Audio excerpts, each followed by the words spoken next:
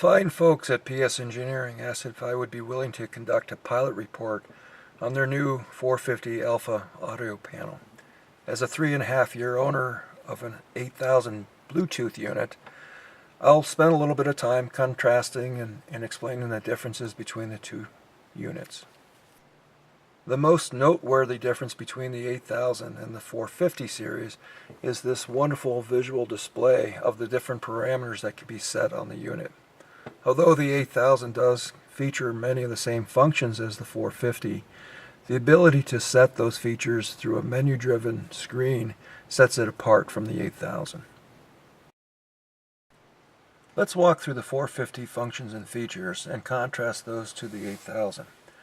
First of all, one of the first things that you'll notice different on the 450 over the 8000 is when you go to set volume for the intercom for the passengers and the crew, there is actually a visual indication showing you where the volume is set for both the passengers and for the crew.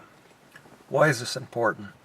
Well, on the 8000 there is no visual indicator. So if you need to change the volume due to headset differences or the hearing capabilities of your passengers, you'll find it very convenient to be able to go back to the original settings on the 450 by looking at the LED indicator lights and adjusting it accordingly. As on the 8000 series, this particular unit has the marker beacon feature, and you can in fact turn off the audio feature to the marker beacons.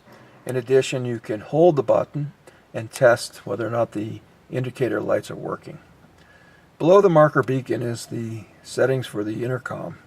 In the particular setting at this moment, it is set to the all position, but you can set it to the crew, and you can also isolate the pilot separate from the passengers. So the passengers can all be on the same intercom, and the pilot is concentrating specifically on the radios. The COM setups are very similar to the 8000. On the COM 1 and COM 2 selection, to essentially just select a COM, you pick the lower buttons for the input, and if you are listening or want to listen to the second radio, you can select that by turning this feature on and off by pressing the appropriate button. So in this particular case, I have selected COM 1 to be the radio that I want to communicate on and also receive on. But if I would like to listen to COM 2, I can select that and COM 2 will play at the same time.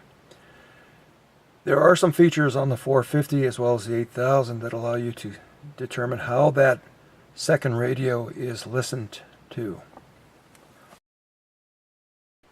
A feature of the 450 that the 8000 doesn't have with this IntelliAudio capability is when we are monitoring a second frequency, you can do it a bit differently. In fact, you can turn on the IntelliAudio and you can set the location of where that particular radio can be heard. So if you look at this particular setting here, the left ear is hearing COM 1, the right ear is hearing the COM 2 but a bit closer. If I want to adjust that position for COM 2, I can move it to make it sound like it's coming from front of me, to the right side of me, or further out to the right. So why is that important and how does that work? Well, your brain, believe it or not, can actually process multiple signals. And by having the sound located in different locations, it does in fact allow you to monitor both, and you can filter through your thought process whether you're going to be listening to one or both at the same time, and more importantly, comprehend both.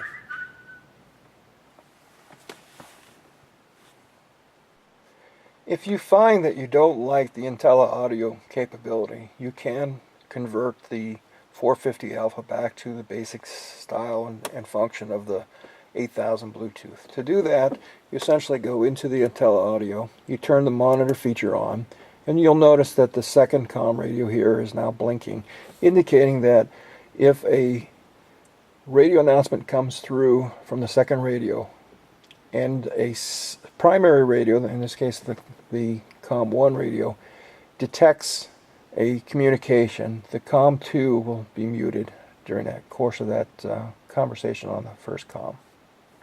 I find, however, with the IntelliAudio on and flying with it for about the last 5 to 6 hours, I've been able to make the adjustment mentally to listen to and use the features of the IntelliAudio to differentiate between the COM1 and COM2 in my ears.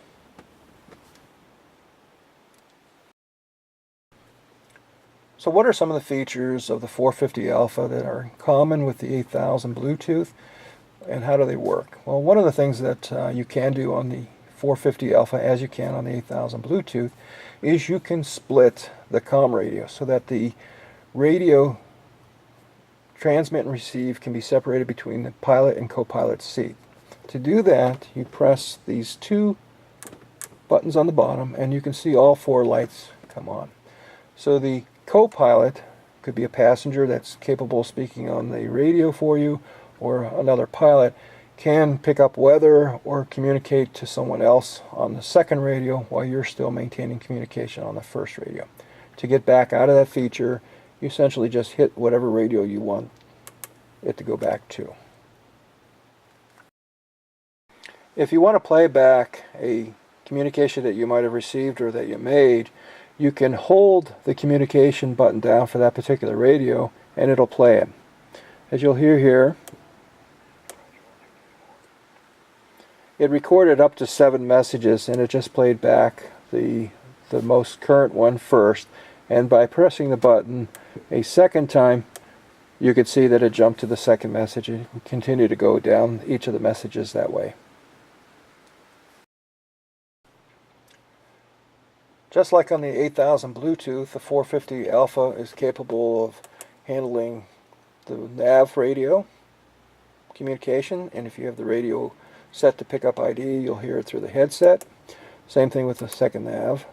Same basic features and capabilities as the 8000 Bluetooth. So what are the differences between the 8000 Bluetooth and the 450 Alpha? Well, let me just go through some of the basic features. First of all, both devices are capable of handling 8 Bluetooth devices being connected to it. The advantage of the 450 Alpha is that you have an indicator up here to show that you do have a Bluetooth device connected and the power situation of that particular device. But both devices don't indicate to you which device has been connected. So in my particular case, I fly with 2 iPads and a cell phone. Typically one of the 2 iPads will connect first and it becomes the primary device, and then I go back into my cell phone and connect using that menu from that particular cell phone to set up the connection with the Bluetooth, and then it becomes the primary. So what are some of the features on the 450 Alpha that I like over the 8000 Bluetooth? Well, one thing is the handling of Bluetooth phone calls. If you use your cell phone like I do to pick up clearance from the local approach controller or to a clearance number, it is really handy to be able to see that the telephone call's been going through. And when that happens, you'll see that the device will show that you have the ability to set the volume. You can turn the side tone on and off for the call. You can tell that it's an active call, and if you dial the wrong number or get a busy signal, you can certainly end the call immediately. Very nice feature.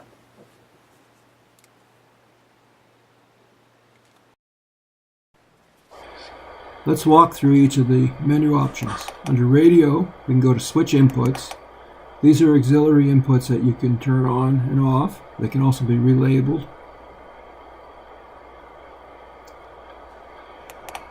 You can also adjust volumes. Here we'll adjust the speaker volume by selecting speaker and adjusting the knob on the left side and using the indicator. Each of the different switch inputs, marker, and speakers can be adjusted by pushing the corresponding button. In addition, you can make adjustments to the intercom from standard to alternate to the co-pilot acting as a passenger. All of these features are explained in the operator's manual.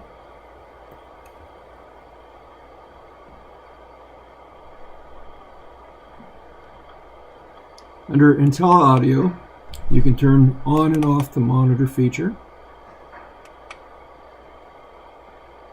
You can go into Intella Audio, turn it on,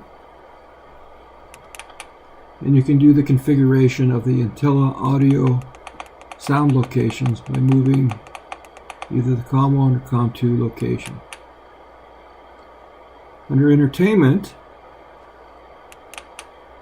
you can pick the music modes where they're muted, pilot mute off, radio only mute, and mute for any intercom or radio. Same thing for the passenger, and you can also do the same thing for the co-pilot.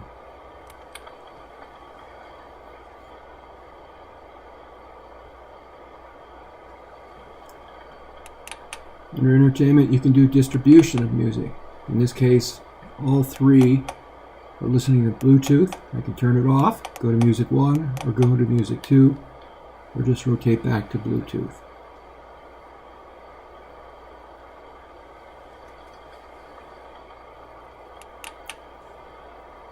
And finally, for music volumes, you can adjust Music 1, Music 2, and the Bluetooth volume, such as here.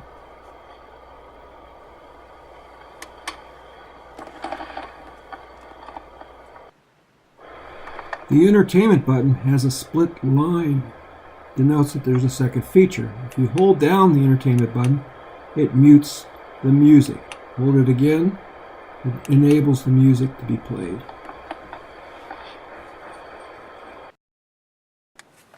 One really nice feature on the 450 is this ability to use a charging port off the front of it. This particular charging port is called a USB-C or USB 3. It uses a cable similar to this cable here, where you essentially plug it directly into the front of the unit.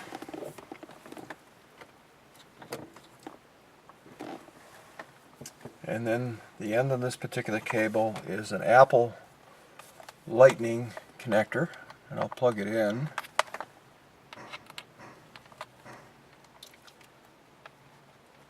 To my iPad, and you can see here that it's charging my iPad. It's a great feature, great convenience to be able to charge your devices while you're in flight. So in summary, let me just sum up the pros and cons of the 450 and also just give you some thoughts on audio panels in general. First, if you're flying behind an older audio panel, I would strongly suggest you consider upgrading to one of the newer technologies, either an 8000 or a 450. The technology advancements over the older audio panels, like I've flown behind the KM820 and the 24, the older Garmin panels, the older PS Engineering, it's significant. It's a night and day difference. It could be something as simple as the integration of the intercom capability, but with the ability to connect through Bluetooth and be able to do a lot of other features and functions that you don't have on the older technology, it's certainly well worth the investment to buy into the newer technology. As far as the pros and cons on the 450, let me just start with the one con that I have, and I spoke in the market PS Engineering about it. The Bluetooth capability. I love the display. I love the capability that it shows that there's something connected. It just doesn't tell you what's connected. And if you're like me that flies with a couple of iPads and a cell phone, it'd be nice to be able to verify that the device you want to have active is there. In my particular case, the iPads almost always connect before the cell phone, so I need to go back into the cell phone and take that extra step to configure and turn on that as the primary with the audio panel. That's the only con that I could really come up with that I felt was noteworthy to make a comment about. As far as the pros go, let's just start off with the difference between the 8000 and the 450. Having 3.5 years experience with the 8000 BT, one thing that I will tell you immediately is that the visual indication of the features and functions that you can manage is significant. If you fly with me, you'll see that I'll pull out the Pilot's Operating Handbook for the PS Engineering 8000 BT to look for how to turn on features with the secondary key function capability. Mark and the folks at PS Engineering even went to the extra step of making a little cutout that you can cut out of the manual and paste in your checklist so that you have that in front of you. But it is significant. To be able to visually see these functions is a major step up. Another feature that I think is really noteworthy on the PS Engineering 450 is the ability of the unit to have this IntelliAudio capability. I was real skeptical on the technology when I first started playing around with it. I have a lot of experience with the 8000's monitor function where it shuts off the monitoring of the second comm radio, and I wasn't sure what the IntelliAudio was going to gain for me in terms of function. When I turned it on, it became real apparent that the human body is a lot more capable than people give it credit for. With the feature turned on and the audio sound moved differently in the headset, your body can actually distinguish between different radios, and you can mentally tune in and tune out things, and you can almost listen to both of them at the same time because they're in different locations in your head. That's the best way to describe it. So it's a great feature. I'm very happy to say I support everything that the folks at PS Engineering have done with it. It's great technology and really is noteworthy. Another feature I really like on the 450 is this charging port. For those of us who are techno-weenies who fly around with a lot of technology, the ability to charge a device in flight is important. And the fact that the folks at PS Engineering took the time to incorporate that, really suggests that they understand that pilots are using that technology, and I do think it's a definite improvement over other products that are out there. Another feature that I mentioned earlier in the video is this capability of looking at what your cell phone is doing if you're on an active call, and being able just to reach up and end a call it doesn't sound like a lot, but it's a nice feature to have because you can see that you're in a call and you can immediately disconnect. So my general feeling on the 450, great product. It's got great technology behind it. I've enjoyed flying behind it. I do want to thank Mark and the folks at PS Engineering for the opportunity to give their 450 a tryout. I really think it's a solid technology, and anyone who has questions and concerns about upgrading, I'd say put those aside. The technology that the 450 offers is well worth the investment if you need to upgrade your audio panel. If you have any questions or want comment on the 450 or this series of features I went through, feel free to drop them down below in the YouTube video. I'll answer them, and I'm sure that Mark and the technical support team at PS Engineering will answer any other technology questions I may not be answer here.